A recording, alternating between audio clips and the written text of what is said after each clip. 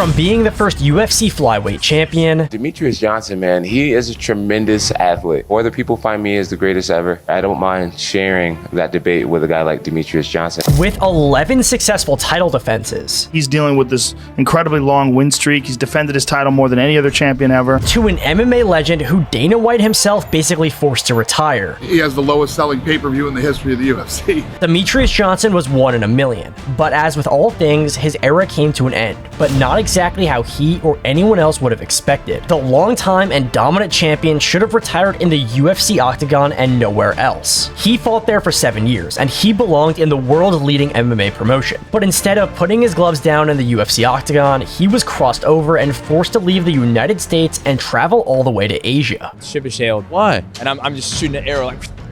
Why? Why do you feel that way? Something's over it. The UFC had other plans, and they did not include Demetrious Johnson. Despite his fighting success, things weren't looking good behind the scenes. It's no secret that Dana White never liked him at all. Even more, he tried to completely erase him. But why? Well, this is the story of Demetrious Johnson. That's the best fighter on the planet Earth right there. What makes a fighter truly the greatest of all time? Is it the peak of physical fitness, a way of dominating opponents, a shelf full of trophies and belts, the ability to return to winning after harsh defeats, or the perfection of martial arts skills? The answer is all of the above, and one of the best examples of greatness is Demetrious Mighty Mouse Johnson. The biggest fight of his career was not one in the octagon, but the one against his own boss and owner of the UFC. Dana White never calls me when I was in UFC. He called me, goes, "You dumbass, you just ruined this whole thing we're trying to set up for you, blah, blah." The sport in general, it's kind of not fair when you look at it. Like, you look at Demetrious Johnson, is probably right now the best Ever. The best ever, yeah, I agree. Confidence and skills, what better guy than this? Yeah. But even a man like this could not avoid Dana White's displeasure. The president has always been bad at hiding his dislike for someone. Demetrious, on the other hand, never wanted to hide his displeasure. Demetrious Johnson, guy sitting on the cusp of breaking the all-time record, could be the greatest ever, and then all of a sudden it sounds like he's unhappy. What's the latest there? And I'm not thrilled with Demetrious Johnson. In the fastest growing sport in the world, full of prospects and hardworking fighters,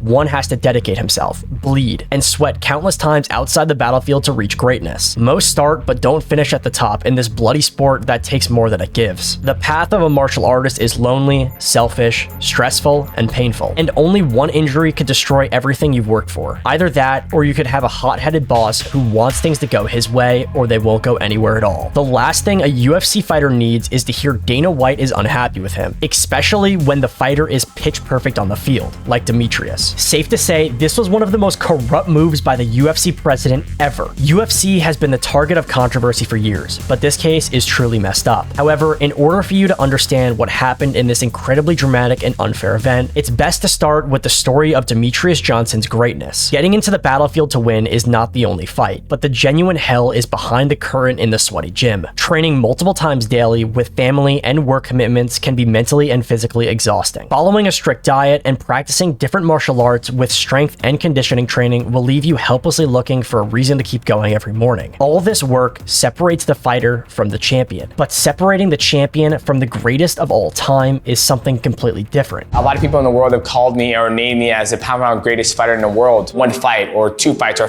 15 fights. I think it's a consistency of me showing my skill set against all types of opponents. Demetrious Johnson captured the UFC flyweight belt in 2012, and from this point onwards, the quality work of the reigning champion continued to reach its peak. Mighty Mouse was on a winning rampage, with incredible title defenses. John Dodson, Ian McCall, Joseph Benavidez, Henry Cejudo, Ali Bagatunov, Tim Elliott, John Moraga, Chris Carriosa, Kiori Horiguchi, Wilson Reyes, and Ray Borg were the names that decorate Demetrious Johnson's highlight reel. With some, he shared the cage not once, but twice. What could go wrong with this kind of resume, right? Well, wait and you will see. 4 decisions, 5 submissions, and 2 knockouts resulted in a 5-year successfully active reign of the flyweight king. Johnson was so constant and, dare we say, boring, with victories that after a few defenses, it was known in advance that his hand would be raised after every subsequent match. Imagine being so dominant that some people see you as uninteresting. Accordingly, in every fight, Mighty showed that he was so much better than the other challengers, and every time he came out, he gave his best. Look at my face.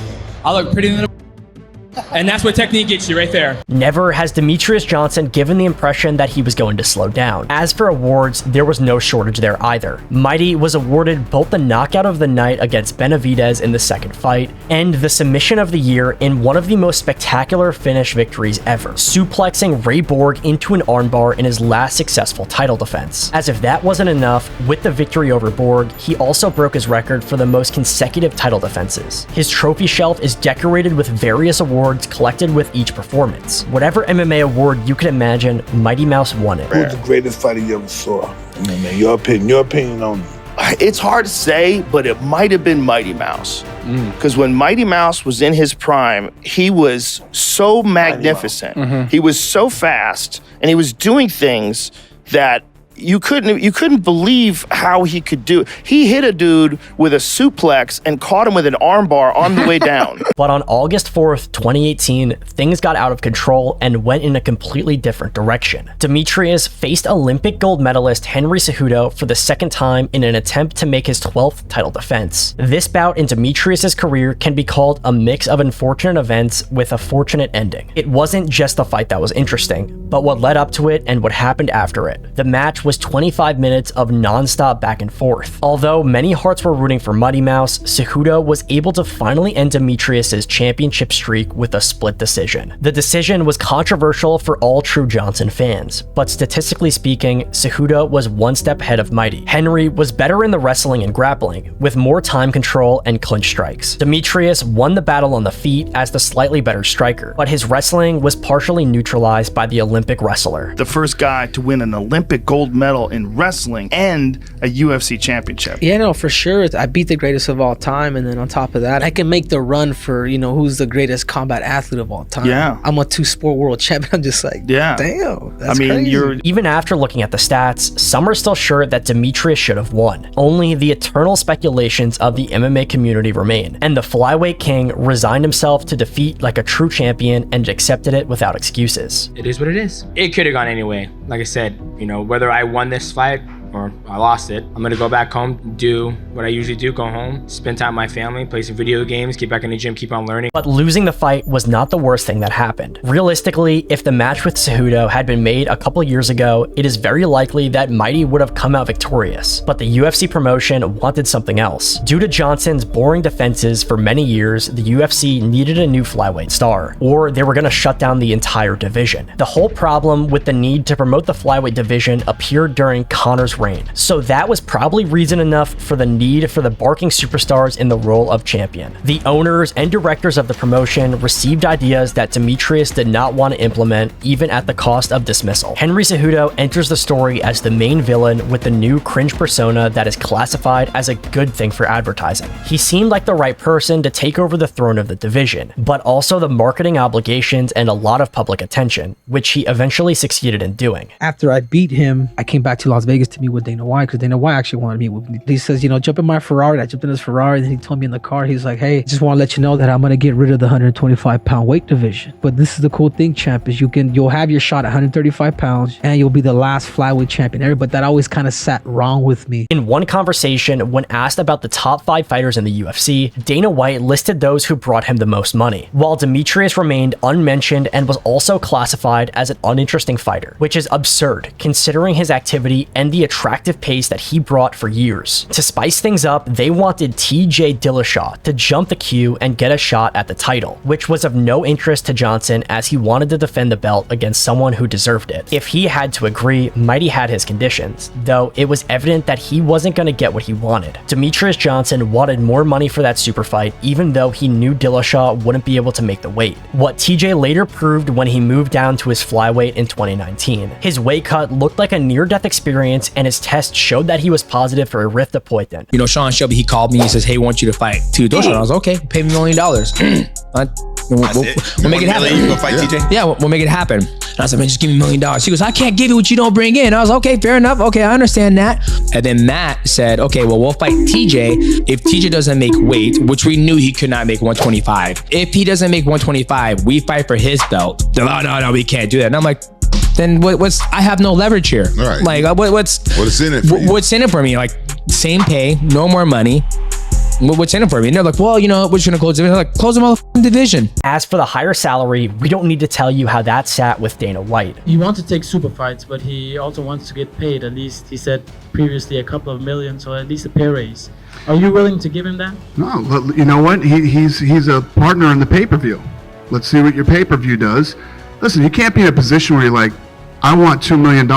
I don't care what you make. Johnson had more than an impressive career. He never even came out of a fight bloody. He was clean of prohibited substances for years. He was a real role model of a human being and a fighter. If we were able to list his praises, we would need many more words, and this video would turn into a movie. We are all aware of who Demetrious is, and it's foolish to talk more about it. But all that wasn't enough for the UFC. I don't know what they want. Just have to pay you. Yeah, that's right. There you go. Yeah. That's what you want. That's what I want. I've been very clear from the very beginning, Ariel. The fact that Demetrious Johnson was not the biggest star in sports is one of the UFC's greatest injustices. He wasn't advertised nearly as much as he should have been. Not even close. Demetrious Johnson didn't want to be the new Conor McGregor, and the UFC needed a new face for the headlines. At that moment, Mighty lost all desire to perform in the UFC. Fortunately for Johnson, shortly after the defeat, a transfer contract to ONE Championship arrived. The whip of disrespect hit Demetrious Johnson's back when the public found out that the ONE Championship fighter, Ben Askren, was participating in the transfer. The man that has been in a verbal war with Dana White for many years. For me, the biggest benefit is not having to work for Dana White. That guy's a freaking scumbag. I don't know that I can see myself working for him. He's just a terrible person all around. I can just tell from the comments that were made that Ben Askren just isn't one of those kind of guys. The reason he went to ONE FC is because he heard that I wanted him to go to World Series of Fighting. I don't give a where he goes. The president literally traded away one of his greatest fighters to bring in someone that he didn't even like. But Mighty, being classy as always, did not despair. He had been through too much in his life to be discouraged by this. With performances in the new promotion in the following years, he showed his greatness. But most importantly, Johnson showed that he is independent and bigger than the UFC. Another quality thing that came out of all of this scheming was the unification of Henry and Demetrious as training partners and friends. The two began to improve each other in training because iron truly sharpens the iron. This tells a story about the incredible control of Demetrious's ego when he accepted his partner, the man who caused him to lose his throne and leave the promotion. Mighty proved that he could turn even the worst situation into something more positive. After 2018, with the support of each other, the two little guys achieved incredible results. Henry Cejudo finished 3 top bantamweights with TKOs, including Dominic Cruz, Marlon Moraes, and TJ Dillashaw. He became the double champion, and his opponents had to, as Triple C says, bend the knee. Our hero, on the other hand, wreaked havoc in ONE Championship. Apparently, the Asian climate didn't bother him one bit. Demetrious Johnson won the Flyweight Grand Prix tournament, where the prize was the flyweight title. Luck was on his side, and he finally got his payday. Demetrious Johnson participated in the first ever hybrid fight against one Muay Thai fighter, Rodtang. And Rodtang, who had never been put to sleep before, was separated from consciousness for the first time. And that honor went to Mighty Mouse and his magical rear naked choke. I remember him coming across the cage and just like, and I was like, he don't give two. Cracked him and he didn't move. He kept on coming. I was like, I can't knock you out. I'm not gonna keep on trying. You can take all those shots. I'm like, second round, I'm gonna choke you out. However, Demetrious Johnson was knocked out for the first time in ONE Championship. With a brutal knee, Adriano Moraes finished Demetrious in the second round. Knees to a grounded opponent are not allowed in the UFC, but ONE Championship has a different rule set. It's very possible that Mighty forgot the rulebook and took an unexpected hit, but the beauty of his defeat was reflected in Demetrious Johnson's comeback. Mighty, being Mighty, not only won the rematch, but avenged his defeat with an attractive flying knee and regained his flyweight title. Adriano had a beautiful knockout, but Demetrious showed that he could do it so much better. When you knocked dude out with that flying knee. It was a rematch. And he hit you with a knee, right? Yep. And I knew it right there. I saw you wanted to get him back the same way. Different rules of ONE Championship, right? You can knee a grounded opponent. When I moved and I hit him with that right hand, and he was backwards, I was like, oh, I know what this is. As the icing on the cake and the end of his career, in 2023, Demetrious once again faced Moraes in their trilogy, where he won with the judge's decision. 1 year later, Johnson spoke after the ONE 168 event in Denver to share both sad and happy news. It's been a long journey. Thank you to all of my teammates. Matt, they're gonna Matt.